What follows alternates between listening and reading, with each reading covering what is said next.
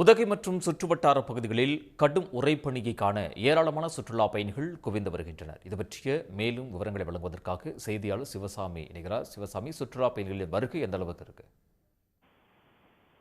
மலைகளின் அரசு என்று அழைக்கப்படும் உதகையில் ஒவ்வொரு ஆண்டும் நவம்பர், டிசம்பர், ஜனவரி ஆகிய 3 மாத காலங்கள் குளிர்கால சீசன் காலமாகும். அந்த 3 மாதங்களும் அதிகாலை நேரங்களில் வெப்பநிலை குறைவதன் காரணமாக அதாவது வீடுகளின் கூரைகள், வாகனங்கள், புல்வெளிகள் என அனைத்து விழிப்பகுதிகளிலும் இருக்கக்கூடிய நீர்த்துளிகள் பனிக்கட்டிகளாக உறைவதால் உறைபனி தாக்கம் இருக்கும். கடும் குளிரும் நிலவுவதால் பொதுமக்களின் இயல்பு வாழ்க்கை என்பது கடுமையாக பாதிக்கப்படுவது வழக்கம். ஆனால் இந்த ஆண்டு தொடர் மழை மற்றும் புயல் காரணமாக சற்று தாமதமாக தொடங்கி இருக்கிறது. நேற்றைய தினம் முதல் நாளாக உதகை மற்றும் அதனை சுற்றி இருக்கக்கூடிய பகுதிகளில் உறைபனியின் தாக்கம் என்பது காணப்பட்ட நிலையில் இன்றைய தினம் 2வது நாளாக பனியின் தாக்கம் என்பது அதிகமாக இருக்கிறது.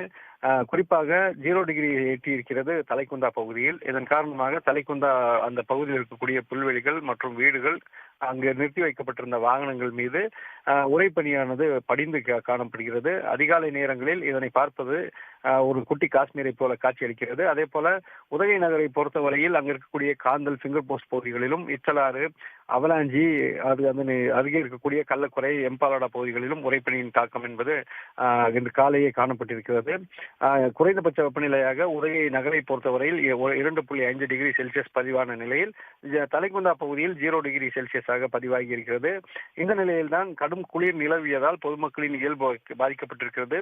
அதனால் வீடுகளுக்குள்ளே முடங்கும் நிலை ஏற்பட்ட நிலையில் அந்த தலைக்குந்தா பகுதியில் அதிக அளவில் அந்த உறைபனி காணப்பட்டதனால் அந்த வழியாக வந்த சுற்றுலா பயணிகள் அதனை கண்டு வியந்தது, மகிழ்ச்சி அடைந்ததுடன் அந்த பனியை எடுத்து விளையாடியும் அதே போல புகைப்படம் எடுத்து மகிழ்ந்திருக்கிறார்கள். இனி வரும் நாட்களில் இந்த பனியின் தாக்கம் என்பது அதிகரிக்கும் என்று எதிர்பார்க்கப்படுகிறது.